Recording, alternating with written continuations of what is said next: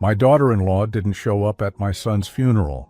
Hours later, she posted a picture drinking in Cancun with the gardener. The caption said, "Enjoy life while you can." That's when I received a message from my son and froze. "Dad, come to my house now." Subscribe to the channel for more stories like this and comment the city you're watching from. I never thought I'd bury my son alone. Standing in that funeral home on a gray Tuesday morning, watching the handful of people who came to pay their respects to Richard, I kept glancing toward the entrance, waiting, hoping. Maybe traffic was bad. Maybe her flight was delayed. Maybe there was some reasonable explanation for why Olivia, my daughter-in-law of 8 years, wasn't here to mourn her husband. The funeral director approached me with that practiced sympathy they all master. "Mr. Morrison, should we wait a few more minutes?" I cleared my throat, trying to maintain whatever dignity I had left. "No, let's begin." 37 people came to say goodbye to my son. I counted them. 37 people who cared enough to take time from their Wednesday to honor Richard's memory. His wife wasn't one of them. I delivered the eulogy myself. What else could I do? I talked about Richard's childhood, his love for baseball, how he'd graduated summa cum laude from Northwestern, how proud I was when he started his own consulting firm. I didn't mention how he'd struggled with anxiety in recent years, or how distant he'd become from everyone, including me. I didn't mention how his marriage seemed to be falling apart, though I'd pretended not to notice. As people filed past the casket, offering their condolences, I heard the whispers. "Where's Olivia? Isn't that his wife? How awful for her to miss this." The sympathy in their voices made my chest tighten. If only they knew. After the service, I drove to the cemetery alone. The hearse followed behind me, carrying my son's body. I should have been focusing on Richard, on saying goodbye, on grieving properly. Instead, my mind kept circling back to one question. Where the hell was she? Back at home that evening, I sat in my kitchen staring at my phone. I'd called Olivia 6 times. Each call went straight to voicemail. I'd sent text messages, no response.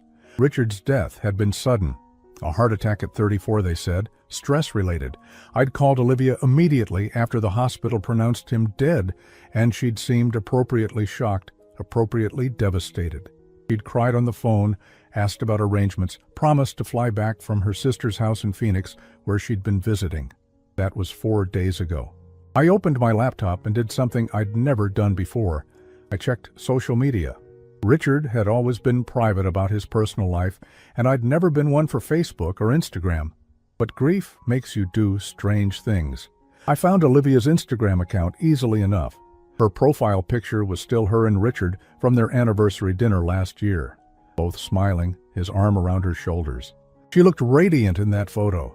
Blonde hair perfectly styled, green eyes bright with happiness, or what I thought was happiness. I scrolled down through her recent posts, my heart pounding for reasons I couldn't yet name. Photos from Phoenix, dinners with her sister, shopping trips, all posted after Richard's death, all showing a woman who looked anything but grief-stricken. Then I found it. Posted 3 hours ago while I was delivering my son's eulogy was a photo that made my blood turn to ice.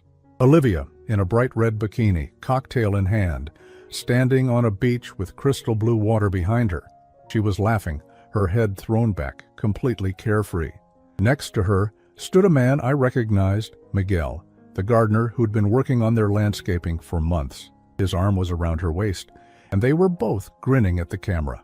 The location tag read, Cancun, Mexico. The caption made my hands shake. Life's too short not to live it. Cheers to new beginnings. I stared at that photo for 20 minutes, reading and rereading those words. While I stood over my son's grave, throwing dirt on his coffin, his wife was toasting new beginnings in Mexico with another man. The comments were even worse. Friends congratulating her on the trip, asking if she was finally happy, telling her she deserved this. One comment from her sister made my stomach turn.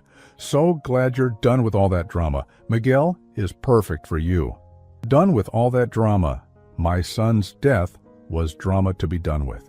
I closed the laptop and walked to the liquor cabinet, something I rarely did. I poured 3 fingers of whiskey and sat back down, trying to process what I'd seen. 8 years of marriage, 8 years of family dinners, holidays, birthdays. I'd watched Olivia become part of our family, had grown to care for her like a daughter. I'd even defended her to Richard when their fights got bad, telling him that marriage required patience and understanding. What a fool I'd been.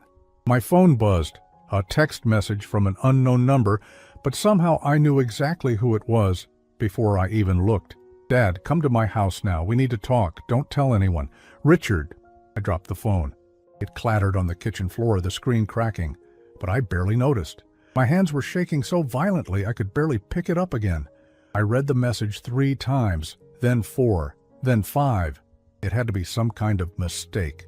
A cruel joke, someone who'd gotten hold of Richard's phone. But the number was different, and who would do something so sick? I grabbed my car keys with trembling fingers. I had to see for myself. I had to know what kind of nightmare I'd stumbled into, because one thing was certain. I'd just buried my son this morning, and dead men don't send text messages. I drove to Richard's house in a daze, my mind refusing to accept what seemed impossible. The familiar tree-lined street looked the same as always, but everything felt different now. Wrong somehow. I'd been here just 2 days ago, helping Olivia pack some of Richard's things before her supposed trip to Phoenix. She'd been crying then, or at least I thought she had been. Richard's house sat dark against the October sky. A single light glowed from the kitchen window in the back. My hand shook as I used my spare key to open the front door. "Richard?" My voice cracked as I called out. Silence answered me. I walked through the living room, past the couch where I'd comforted Olivia 4 days ago when the hospital called. Past the family photos on the mantel, Richard's college graduation, their wedding day, Christmas mornings. Everything looked exactly the same, yet nothing made sense anymore. The kitchen light drew me forward. As I rounded the corner, I froze. My son sat at his own kitchen table, very much alive, a cup of coffee growing cold in front of him. He looked up when I entered, his face pale and drawn, dark circles under his eyes that I'd never noticed before. He'd lost weight, a lot of weight. His clothes hung loose on his frame. "Dad." His voice was barely above a whisper. "I'm sorry." I couldn't move, couldn't speak. My brain struggled to process what my eyes were seeing. This was my son, alive and breathing, sitting in his kitchen 3 hours after I'd watched his coffin lowered into the ground. "You're supposed to be dead." The words came out strangled, barely human. Richard's face crumpled. I know how this looks, how insane this must be for you. Please, sit down. Let me explain." I remained standing, my legs locked in place. "I buried you today, Richard. I threw dirt on your coffin. I gave your eulogy. What kind of sick game is this?" "It's not a game." He stood up slowly, his movements careful, deliberate. "Dad, I'm in serious trouble. The kind of trouble that could destroy not just me, but you too. Everything we've worked for, everything our family has built." "What are you talking about?" Richard ran his hands through his hair, a gesture I'd seen him make thousands of times since childhood when he was nervous or scared. 6 months ago, I made a mistake at work, a huge mistake. I was handling the Meridian Industries account. You remember?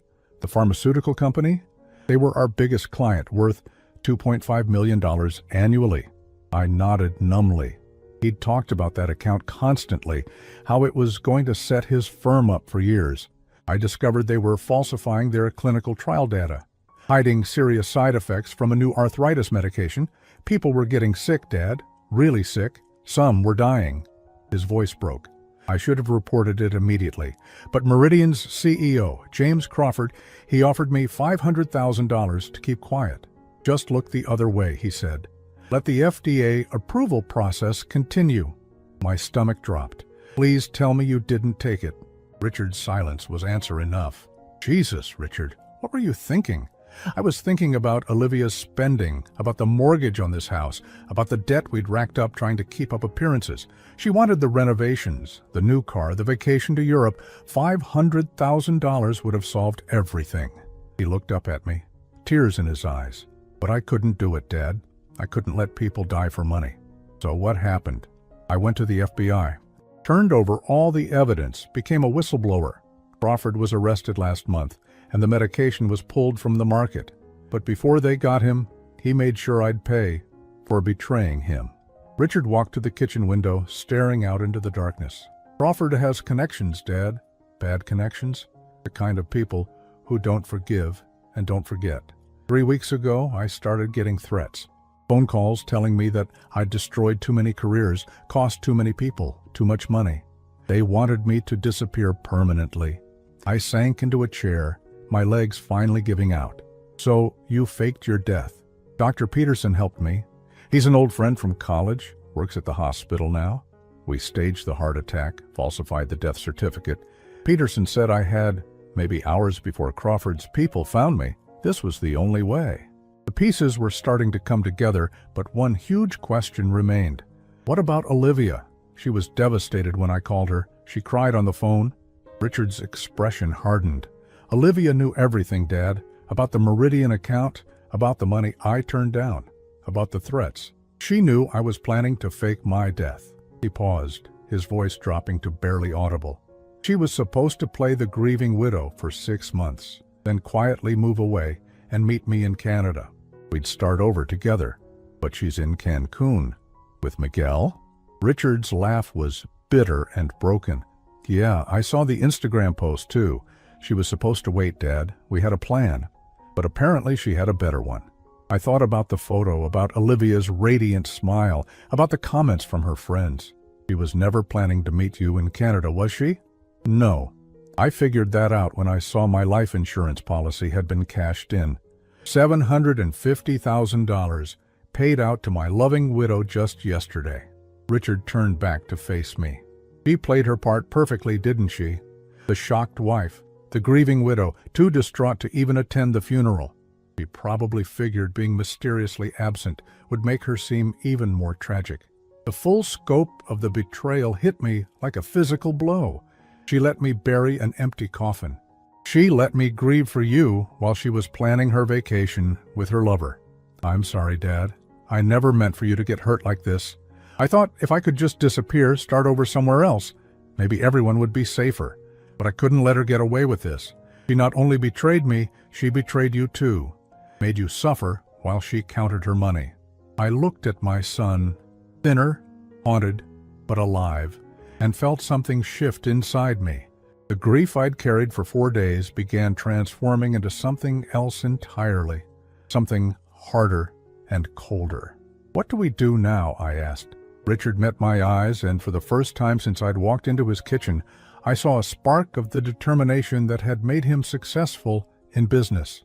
Now we make sure she doesn't get to enjoy that money, and we make sure she pays for what she put you through. How? A slow smile spread across Richard's face, and I realized my son had inherited more of my calculating nature than I'd ever known. Well, Dad, legally speaking, I'm still dead. Which means Olivia is about to discover that being married to a dead man has some very serious complications. Richard moved to the kitchen counter and pulled out a laptop I'd never seen before. His movements were careful, methodical, like a man who'd been planning something for a long time. There's more you need to know, Dad. Things I discovered after I was supposed to be dead. He opened the laptop and turned the screen toward me. Olivia wasn't just planning to abandon me in Canada. She was planning to destroy me long before that. The screen showed email exchanges, bank records, text message screenshots. My eyes struggled to focus on the details, but Richard walked me through each piece of evidence with the precision of the business consultant he'd trained to be. 3 months ago, I started noticing money missing from our joint accounts. Small amounts at first, $200 here, $300 there. When I confronted Olivia about it, she said she was buying surprise gifts for our anniversary. He clicked to another screen. She was buying gifts, all right, just not for me. Photos of expensive jewelry, designer handbags, and luxury hotel receipts filled the screen. All purchased during times when Olivia claimed to be visiting her sister in Phoenix or shopping with friends in Chicago.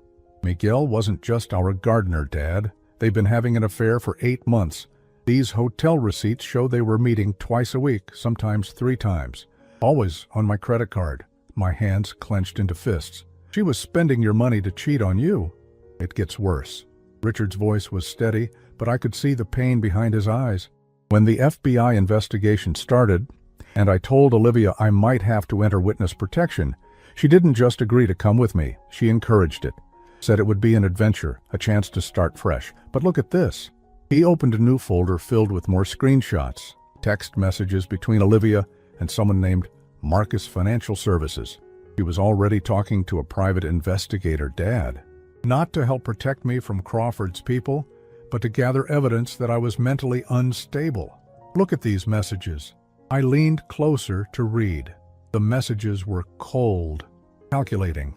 Olivia describing Richard's anxiety, his drinking, his erratic behavior since becoming a whistleblower. He was building a case that he was having a mental breakdown, that he might hurt himself or others. She was going to have me committed? Worse than that?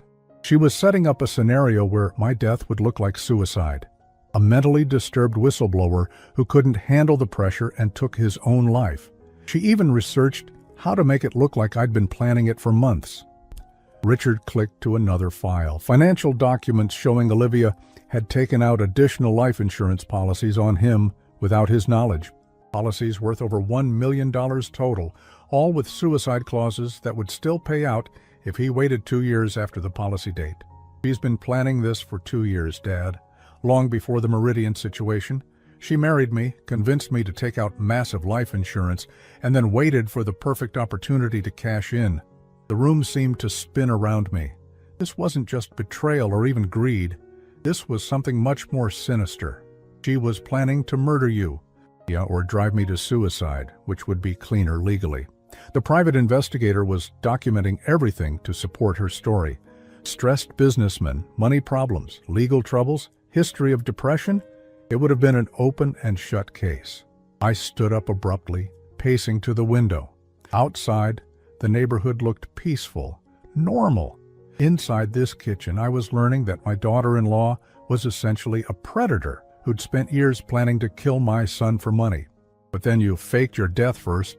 Dr. Peterson's plan gave me an unexpected advantage. Olivia thought she'd won. She got her insurance money without having to commit actual murder. She could play the tragic widow, collect her payoff, and start her new life with Miguel without any blood on her hands. Richard pulled up another screen showing bank activity. She wasted no time. Insurance money deposited on Monday, $50,000 transferred to Miguel's account on Tuesday. Plane tickets to Cancun purchased Wednesday morning. She was out of the country before my body was even cold. Except your body was never cold because you were never dead. Exactly. And here's where it gets interesting. Richard's expression shifted, becoming more calculating. Olivia doesn't know that I'm alive, but she also doesn't know that I found all this evidence before I died. He thinks she covered her tracks perfectly. He opened a new folder labeled Insurance Fraud Evidence. The contents made my breath catch. Richard had documented everything. The forged applications, the unauthorized policies, the payments to the private investigator, the affair with Miguel, even communications showing Olivia had researched methods of murder that would look like accidents. She committed multiple felonies, Dad.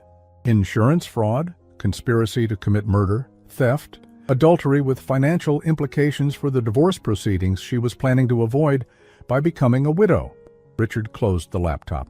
The question is, what do we do with all this information? I sat back down, my mind racing. We could go to the police, have her arrested for fraud. We could, but there's a problem with that approach. Richard leaned against the counter. If I reveal that I'm alive, I have to explain why I faked my death. Dr. Peterson could lose his license, maybe go to prison for falsifying records. The FBI witness protection people will be furious that I went off script, and Crawford's people will know exactly where to find me. So we're stuck. Not stuck. We just need to be smarter about this. Richard sat back down across from me. Olivia thinks she's won. She's got her money, her lover, and her freedom. She's probably planning to stay in Mexico for a few months, let the grief period pass, then come back and sell the house, liquidate everything else, and disappear forever. What's stopping her? Well, technically, she can't sell the house or access most of our shared assets while I'm legally dead. The estate has to go through probate, which takes months. But she's got the life insurance money, so she figures she can wait. Richard smiled grimly. What she doesn't know is that I documented her fraud before I died, and dead men can still file insurance claims disputes. I stared at my son, seeing a side of him I'd never witnessed before. The anxious, overwhelmed man I'd worried about for months had been replaced by someone harder, more strategic. What are you planning, Richard? I'm planning to let Olivia enjoy her vacation for exactly 2 more weeks. Let her get comfortable, spend some money, make some plans. And then I'm going to systematically destroy every lie she's built. He opened the laptop again. I've already filed disputes with all 3 insurance companies claiming fraud. The investigations will freeze her accounts within days of being initiated. Can you do that while you're dead? I set up the disputes before I died, with instructions to my lawyer to file them if certain conditions were met. As far as the insurance companies know, Richard Morrison suspected his wife was planning to kill him and took precautions. He pulled up legal documents. I also changed my will the day before I died, leaving everything to you and cutting Olivia out completely due to suspected infidelity and financial impropriety. The scope of Richard's planning was staggering. You've thought of everything. Not everything. I didn't think she'd be stupid enough to post photos of herself partying in Mexico 3 days after my funeral. That was a gift I couldn't have planned for. Richard's smile was cold.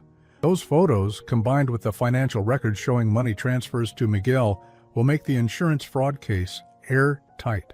What about Miguel? He's complicit in this. Miguel's the least of our problems. He's just a guy who thought he was dating a rich widow. When Olivia's money disappears and the fraud charges hit, he'll disappear too. Men like Miguel don't stick around for poor women with legal problems. I looked at my son with a mixture of pride and concern.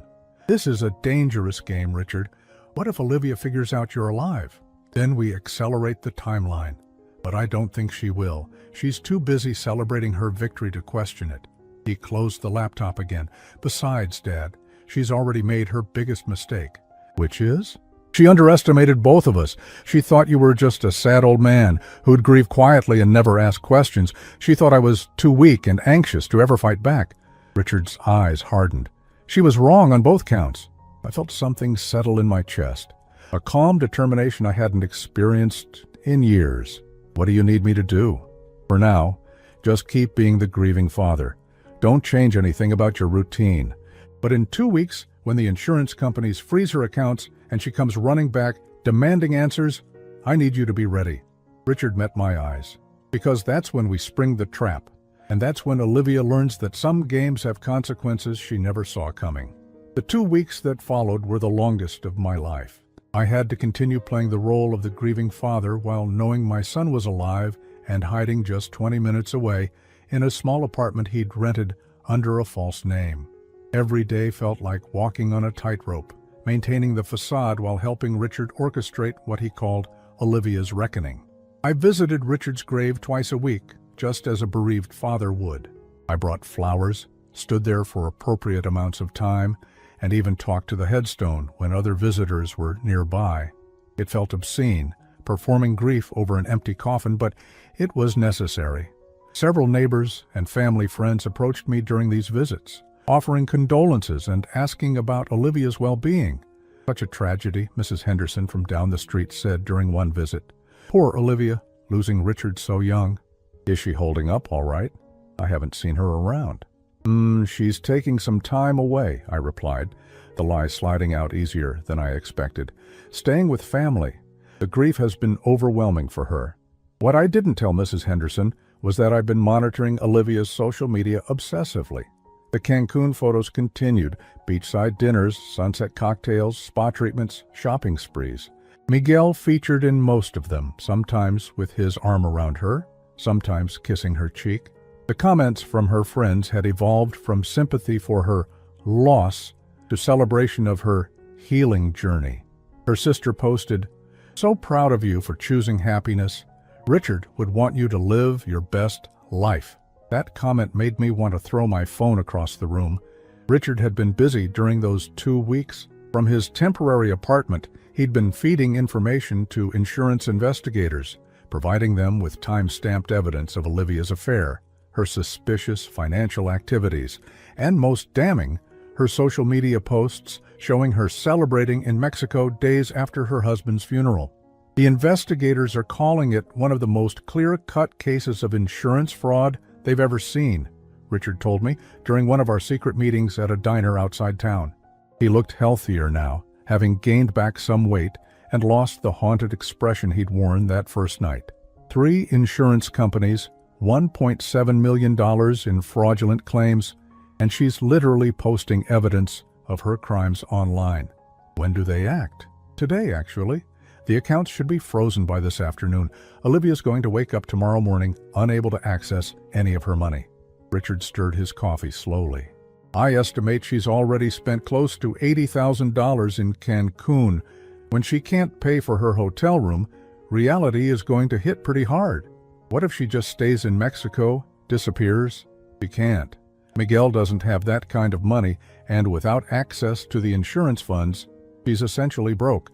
Her credit cards are tied to accounts that are about to be frozen. She'll have to come back and face the consequences. Richard was right. On Thursday afternoon, my phone started buzzing with calls from a number I recognized, Olivia's cell phone. I let them all go to voicemail. By evening, I had 12 increasingly frantic messages.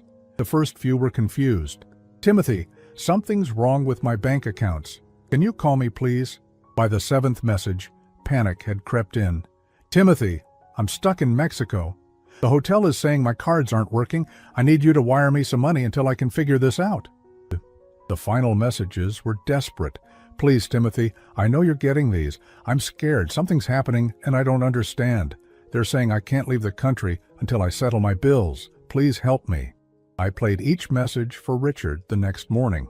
He listened with an expression I couldn't quite read. Not satisfaction exactly, but a grim sense of justice being served. She's really panicking, I observed. Good, she should be. Richard closed his laptop where he'd been monitoring news feeds about insurance fraud investigations. The FBI contacted me yesterday, contacted my lawyer claiming to represent my estate.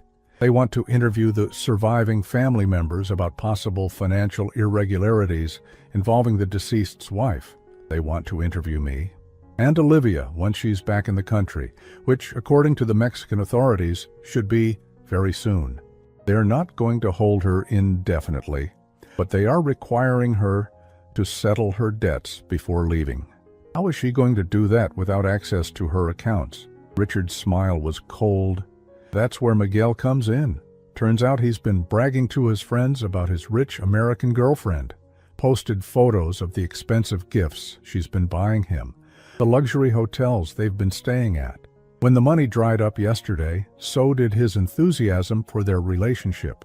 He left her, took the first flight back to Chicago this morning. Olivia is alone in a foreign country with no money, no friends, and a growing list of legal problems. Richard leaned back in his chair. I almost feel sorry for her. Almost. I didn't feel sorry for her at all. Every time I remembered standing over that empty grave, throwing dirt onto a coffin that contained nothing but weighted pillows, my sympathy evaporated. When does she get back? Her flight lands tomorrow evening. She managed to contact her sister, who wired her enough money for a plane ticket. But she's coming back to a very different world than the one she left. Are you ready for this? Richard nodded slowly. I've been ready since I saw those Instagram posts of her laughing on the beach while you buried an empty coffin. His voice hardened. She humiliated you, Dad. She made you grieve alone while she celebrated with her lover using money she stole from our family. That's not something I can forgive. And you're sure this will work? The insurance fraud case is airtight. She'll either take a plea deal or go to trial, but either way she's looking at serious prison time. The money she stole will have to be returned, plus penalties and interest. Her reputation is destroyed, and she'll be lucky if she doesn't end up owing more than she's worth after legal fees. Richard paused, looking out the diner window at the ordinary suburban street outside. But the legal consequences are just the beginning, Dad. The real justice comes when she realizes that everyone knows what she did. Her friends, her family, our neighbors, they're all going to learn that she's not a tragic widow who lost her husband too young. She's a con artist who tried to cash in on that husband's death while betraying him with another man. She'll try to contact me when she gets back. Let her. But remember, as far as you know, I'm still dead. You're just a grieving father who's slowly learning that his daughter-in-law isn't who he thought she was. Richard reached across the table and squeezed my hand. I'm sorry you have to keep pretending to grieve for me, Dad. I know how hard this has been on you. I squeezed back. Having you alive and safe is worth any amount of pretending. This will all be over soon. Once Olivia is arrested and charged, once the truth comes out publicly, I can start the process of legally returning from the dead. It'll be complicated, but Dr. Peterson has connections who can help smooth things over with the authorities. And then what? You can't go back to your old life. No, I can't. Richard Morrison will have to stay dead, at least officially. But Timothy Morrison's son can start fresh somewhere new, with a new identity, and a chance to build something better. Richard's expression softened, maybe even with his father if that father wants to leave this place behind and start over too. I thought about my empty house, my quiet retirement, the loneliness that had been my constant companion since Richard's supposed death. The idea of starting fresh, of having my son back in my life, was more appealing than I cared to admit. We'll see, I said. First, let's make sure Olivia gets exactly what she deserves. Richard smiled, and for the first time in weeks, it was a real smile, not the calculating expression he'd worn while planning his revenge. Oh, she will, Dad. She definitely will. Tomorrow night, when she walks into that house, expecting to resume her life as a grieving widow, she's going to discover that some lies have consequences she never imagined. Olivia's plane landed at 8:30 on a cold Friday evening. I knew because I'd been tracking her flight obsessively, the same way I'd been monitoring everything about her for the past 2 weeks. Richard and I had spent the afternoon making final preparations for what he called the confrontation.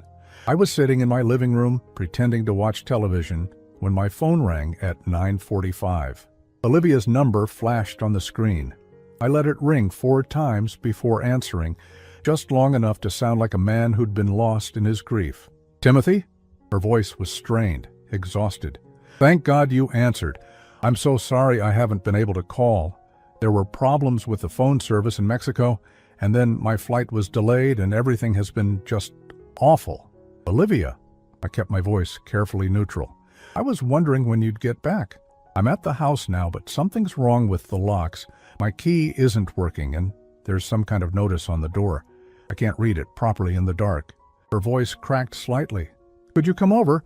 I know it's late, but I'm scared to be alone right now. I glanced at the clock. Right on schedule. The locksmith Richard had hired had changed the locks that afternoon, and the notice on the door was from the FBI, informing Olivia that the house was part of an ongoing fraud investigation. I'll be there in 20 minutes, I said.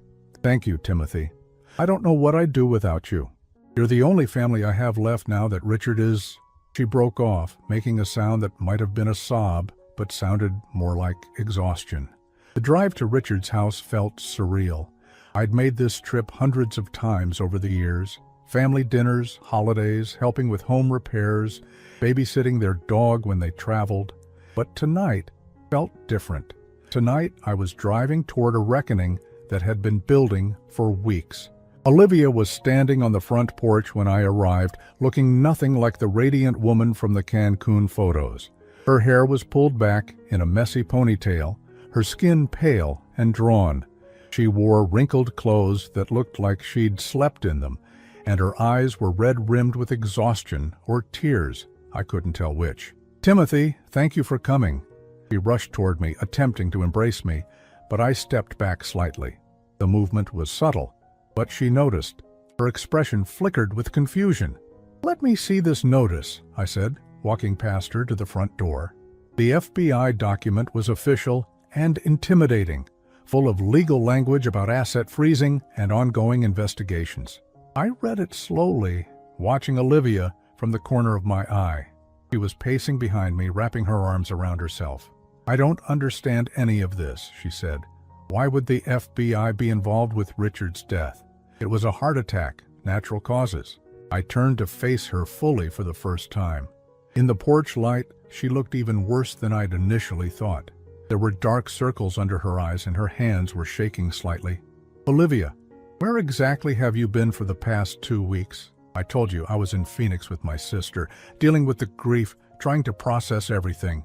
The lie came out smoothly, practiced, and then I took a few days in Mexico. The doctor said travel might help with the depression. Mexico. I repeated the word flatly. Just for a few days. Sarah thought a change of scenery might help me cope with losing Richard. Her voice grew stronger, more confident, as she settled into her story. "I know it might seem insensitive, but I was falling apart, Timothy. I needed to get away from all the memories here." I nodded slowly, as if accepting her explanation. "I can understand that. Grief affects people differently." Relief washed over her face. "Exactly. Thank you for understanding. I knew you would." She gestured toward the house. "But I still don't understand why the FBI would be involved, or why my locks don't work. Maybe we should call someone, get some answers." I pulled out my phone. "I have the number for Richard's lawyer. He might know what's going on." "Yes, please call him. This has to be some kind of mistake." I dialed the number Richard had given me. His lawyer, David Chen, had been briefed on our plan and was expecting the call. He answered on the second ring. "David, this is Timothy Morrison. I'm here at Richard's house with Olivia, and there's an FBI notice on the door about some kind of investigation." I paused, letting him speak. I see. When did this happen?" Olivia moved closer, trying to hear the other side of the conversation. I turned slightly away from her. "Insurance fraud?" I said, loud enough for her to hear clearly. "What do you mean, insurance fraud?" The color drained from Olivia's face. She grabbed my arm. "What's he saying?" I held up a finger, continuing to listen to David's explanation. "Multiple policies, unauthorized applications." I looked directly at Olivia. "David, Olivia is right here. She says she doesn't know anything about this." "Timothy, what is he talking about?" Olivia's voice was rising, panic creeping in. "He says the FBI has evidence that someone forged Richard's signature on several life insurance applications. Large policies that Richard supposedly took out without telling anyone." I watched her face carefully. "They think it might be connected to his death." "That's impossible. Richard died of a heart attack. The doctors confirmed it." I continued talking to David. "Financial irregularities? What kind of irregularities?" Another pause. "Account transfers to unauthorized recipients, suspicious spending patterns." Olivia's hands were shaking visibly now. "Timothy, tell him this is all a mistake. I don't know anything about insurance policies or financial irregularities." "David wants to know if you can account for your whereabouts over the past 2 weeks," I said to her. "The FBI apparently has questions about some large cash transactions that happened right after Richard's death." I was grieving. I was with my sister. But her voice lacked conviction now. "He says they also have questions about social media posts, photos posted from, where did he say, Cancun?" I let the word hang in the air between us. Olivia's face went completely white. She took a step backward. "How do they know about Cancun?" The admission slipped out before she could stop it. I ended the fake call with David and put my phone away. "So you were in Cancun, not Phoenix, with your sister." I can explain that. After Phoenix, I needed more time to heal. Sarah suggested Mexico might be therapeutic, but she was floundering now, her story falling apart. Therapeutic.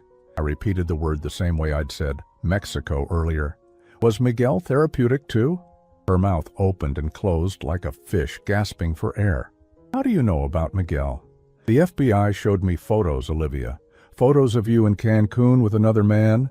Photos posted on social media while I was standing over my son's grave, throwing dirt on his coffin." My voice was getting harder, colder. "Photos of you celebrating with your lover using money from Richard's life insurance." Tears started flowing down her cheeks, but they looked more like panic than genuine remorse. "Timothy, you don't understand. I loved Richard, but our marriage was complicated. He was distant, anxious all the time. Miguel was just a friend who helped me through a difficult period. A friend you were sleeping with for 8 months while married to my son. How do you—" She stopped, realizing she was only making things worse. "Look, I made mistakes, but Richard's dead, and nothing can change that. Can't we just move forward as family? I stared at this woman I'd welcomed into our family 8 years ago. This woman I'd defended to Richard when their fights got bad. This woman who'd stood in my kitchen 4 days after my son's death, crying in my arms about how much she missed him. You're right about one thing, Olivia. Nothing can change the past. Nothing can change the fact that you let me bury my son alone while you were partying with your boyfriend in Mexico. I turned toward my car. The FBI will be in touch. I suggest you get a good lawyer. Timothy, wait, please, you have to help me. I don't have anywhere else to turn. I stopped and looked back at her one last time. You should have thought about that before you decided to cash in on Richard's death. I drove away, leaving her standing alone on the porch of the house she could no longer enter. In my rearview mirror, I saw her collapse onto the front steps, her head in her hands. But I wasn't done yet. Neither was Richard. 20 minutes later, I pulled into the parking lot of Richard's temporary apartment. He was waiting by the window, and I could see the tension in his shoulders even from a distance. This was the moment we'd been building toward for 2 weeks. How did she look? He asked as I climbed the stairs to his second-floor unit. Terrified, exhausted, caught. I sat down heavily in his small living room. She tried to lie at first, but when I mentioned the FBI photos and Miguel, she fell apart. Good. She needs to understand that her actions have consequences. Richard was pacing now, nervous energy radiating from him. Tomorrow morning, she'll wake up to find FBI agents at whatever motel she's staying in. They'll arrest her on insurance fraud charges, and that's when the real consequences begin. Are you ready for what comes next? Richard stopped pacing and looked at me directly. Dad, I've been dead for 2 weeks. Tomorrow, I get to come back to life and watch the woman who betrayed us both face justice for what she's done. His expression was grim but determined. I've never been more ready for anything in my life. Outside, snow began to fall, covering the parking lot in a thin layer of white. Tomorrow would bring the final act of our carefully orchestrated plan, and Olivia would learn that some betrayals carry a price she never imagined she'd have to pay. The FBI arrested Olivia at 6:30 on Saturday morning at the Budget Inn, where she'd spent the night. I wasn't there to witness it, but Richard had a contact in the bureau who called him with updates. She'd tried to run when they knocked on her door, he said, but there was nowhere to go in a motel room with one exit. Richard and I met at the same diner where we'd been planning this moment for 2 weeks. He looked different this morning, lighter somehow, as if a weight had been lifted from his shoulders. She's been charged with insurance fraud, conspiracy to commit fraud, and money laundering, he told me over coffee that had grown cold while we waited for news. Bail was set at $500,000. Can she make bail? With what money? Her accounts are frozen, her credit cards are maxed out from the Cancun trip, and Miguel disappeared the moment her funds dried up. Her sister might try to help, but Sarah doesn't have that kind of cash lying around. I thought about Olivia sitting in a jail cell, probably still wearing the wrinkled clothes she'd traveled in. 2 weeks ago, I might have felt sorry for her. Now I felt nothing but a cold satisfaction that justice was finally being served. When do you come back from the dead? Richard smiled, the first genuine smile I'd seen from him since this whole nightmare began. This afternoon, Dr. Peterson has everything arranged with the hospital administration and the police. The official story is that there was a mix-up with patient identification, that Richard Morrison was in a coma rather than dead, and that he's made a miraculous recovery. Where will anyone believe that? It doesn't matter if they believe it. What matters is that it's legally documented and medically supported. Dr. Peterson has colleagues who will swear to the confusion, and the hospital's lawyers have already agreed to treat it as a medical error rather than fraud. Richard leaned forward. The beauty of it is that once I'm officially alive again, all of Olivia's insurance claims become void automatically. She'll owe back every penny she collected, plus interest and penalties. She'll go to prison. For a long time. David thinks she's looking at 10 to 15 years, especially if she refuses to cooperate with the investigation into the other fraudulent policies. Richard's expression hardened. And she'll cooperate, because she's going to learn some very interesting information about her boyfriend, Miguel. What kind of information? Miguel wasn't just a gardener having an affair with a married woman. He's been running a long con targeting lonely wives in wealthy suburbs. Olivia is the third woman he's seduced and convinced to defraud their husband's life insurance. The FBI has been tracking him for 18 months. The scope of Olivia's stupidity was staggering. She thought she was playing Richard, but Miguel had been playing her all along. She was just another mark. Exactly. Miguel probably encouraged her to take out those extra insurance policies, helped her research ways to make Richard's death look natural, maybe even suggested the mental instability angle. Richard shook his head. She thought she was the predator, but she was just prey for a bigger predator. Where is Miguel now? Mexico probably, or maybe Costa Rica, somewhere without an extradition treaty. But the FBI will catch up to him eventually. Richard looked out the diner window at the gray October morning. The important thing is that Olivia is going to realize she threw away 8 years of marriage, destroyed her life, and went to prison, all for a man who never cared about her at all. At 2 o'clock that afternoon, I drove to the hospital to witness my son's resurrection. Dr. Peterson met me in the lobby, looking nervous but determined. He was risking his career to help Richard, but he'd explained that he couldn't stand by and watch a good man be destroyed by a predatory wife. "Are you ready for this, Timothy?" he asked as we walked toward the elevator. "I've been ready for weeks." Richard's hospital room was on the 4th floor, the same floor where he'd supposedly died 2 weeks earlier. When I walked in, he was sitting up in bed dressed in a hospital gown, looking appropriately weak and confused for someone who'd just emerged from a coma. "Dad?" His voice was hoarse, uncertain. What happened? I remember chest pains and then nothing. The performance was flawless. Even knowing it was an act, I felt a surge of relief at hearing my son's voice again. "You've been in a coma, son. We thought we'd lost you." Dr. Peterson entered with a clipboard and a concerned expression. "Mr. Morrison, I need to explain what happened. There was a significant medical error involving patient identification. Your son was never actually deceased. He was in a catatonic state that mimicked death, but our monitoring equipment malfunctioned, and several staff members made critical errors in diagnosis. But we had a funeral," I said, playing my part. "I know, and I cannot apologize enough for the trauma this has caused your family. The hospital will cover all costs associated with the error, and we're conducting a full investigation into how this happened." Richard squeezed my hand weakly. "Dad, I'm so sorry. I can't imagine what you've been through. What matters is that you're alive." I looked at Dr. Peterson. "When can he go home?" "A few more days of observation, just to make sure there are no lingering effects from the coma." Dr. Peterson made notes on his clipboard. "I'll also need to contact your son's wife. She should know about his recovery immediately." "About that," I said carefully. "Olivia was arrested this morning, insurance fraud." Richard's eyes widened in genuine surprise, or a perfect imitation of it. "Arrested? What are you talking about?" "While you were in your coma, she filed multiple life insurance claims. Apparently, she'd taken out several policies without your knowledge and was trying to collect on them." I watched Richard's face carefully. "The FBI says she was working with someone else, a man named Miguel." "Miguel? Our gardener?" Richard's confusion looked absolutely authentic. "Dad, I don't understand any of this." Dr. Peterson cleared his throat. "Perhaps we should let Mr. Morrison rest. This is obviously a lot to process after a traumatic medical event."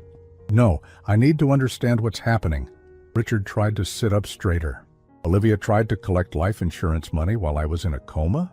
She thought you were dead, son. We all did, because of the hospital's error.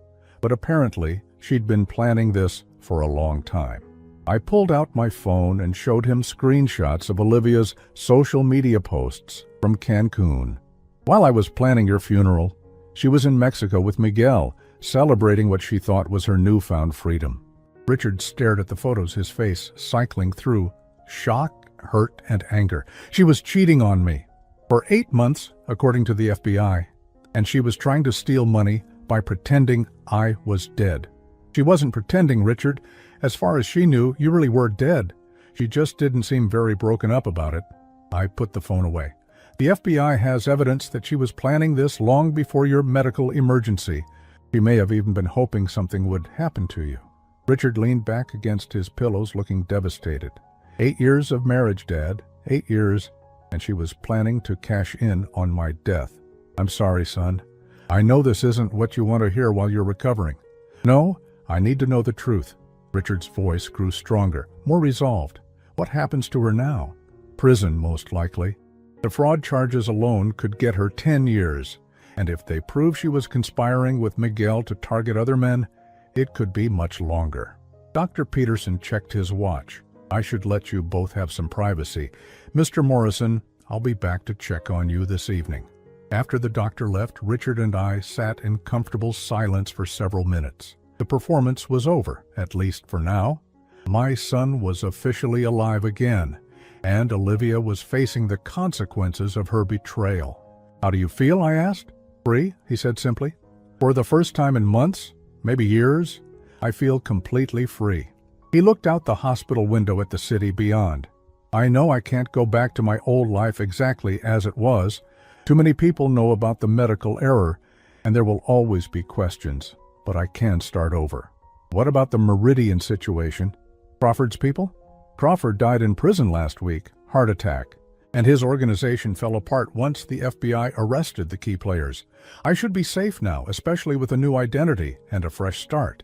New identity? Richard smiled. Well, I can't very well go back to being the Richard Morrison who supposedly died and then came back to life. But Timothy Morrison's son Robert could start a new consulting business in a different state, maybe somewhere warmer than Chicago. The idea appealed to me more than I wanted to admit. Robert Morrison. I like the sound of that. What about you, Dad? Are you ready for a new chapter too? I thought about my empty house, my quiet retirement, the loneliness that had been my constant companion. Then I thought about the past 2 weeks, working alongside my son to bring justice to someone who'd wronged our family. It had given me a sense of purpose I hadn't felt in years. Robert Morrison is going to need a business partner, I said. Someone with experience and wisdom to help guide a new consulting firm. Richard's smile was radiant. I was hoping you'd say that. 3 months later, Robert Morrison Consulting opened its doors in Charlotte, North Carolina. The business cards listed Robert Morrison as CEO and Timothy Morrison as senior partner. We specialized in helping companies navigate ethical challenges and fraud prevention, expertise we'd gained through hard experience. Olivia was sentenced to 12 years in federal prison after pleading guilty to insurance fraud, conspiracy, and money laundering. Miguel was eventually captured in Guatemala and extradited to face charges for running a criminal enterprise that had defrauded at least 6 families. The insurance companies recovered most of the money Olivia had stolen, though she'd managed to spend nearly $100,000 during her brief taste of freedom. On the anniversary of Richard's supposed death, we visited the cemetery where an empty coffin still lay buried under a headstone bearing my son's name. We brought flowers, not out of morbid humor, but as a reminder of how close we'd come to losing each other forever. Do you ever regret it? Richard asked as we stood beside the grave. Everything we put Olivia through? I thought about the question seriously. I regret that it came to this. I regret that she made the choices she made. But I don't regret protecting our family from someone who would have destroyed us both without a second thought. Richard nodded. She had every opportunity to be honest, to work through our problems, to build a real life together. Instead, she chose deception and betrayal. The consequences were her own doing. As we walked back to our car, I reflected on how much had changed in 1 year. I'd lost a son and gained him back. I'd lost a daughter-in-law and gained my freedom from her manipulation. I'd lost my quiet retirement and gained a new purpose, a new business, and, most importantly, a deeper relationship with the son I'd almost lost forever. Olivia had tried to profit from what she thought was Richard's death, but in the end, his resurrection had given us both a new life. Justice, I realized, sometimes comes in the most unexpected forms.